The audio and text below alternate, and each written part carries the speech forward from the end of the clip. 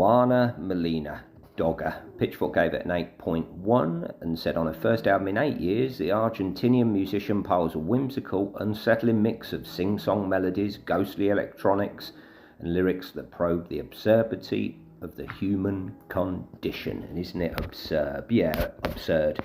Sinister start with some broody electronics coming out like a horror film, and then the voice comes in all sweet, like the 19-year-old babysitter who's just about to get done in. It's interesting for sure, and there's enough in there to enjoy, as long as the whole album's not like this, was my initial thought. That's one of my catchphrases on track one. I hope there's a beat. And in this case, there is a sort of a beat. You know, it's interesting for sure. There's a hook there, and then even a little bit of funk, like an electronic Alice Coltrane. Track 2 is good as well, more song-based. Because she's from Argentina, maybe, I thought of funk.br. Of course, that's more hip-hop, but it's sort of like an electronic version of that. You know, so much under surface atmosphere. You know, there's a lot there. The songs are in no rush. They give you plenty of time to settle in. Other artists that springs to mind from the UK, Anna Meredith and Sia Gray, you know, kindred spirits for sure, and I'm a big fan of both. Track 3 has a Brian Eno's about it, and I'm enjoying myself. There's an intelligence and an obvious musical mind that's shining through.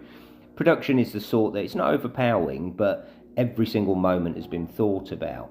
You know, music made for the right reasons, which is another catchphrase of mine. Unless things take a serious downturn, I'm going to give this 10 more listens. And it does take a little bit of a head down south. It goes a little bit less beaty.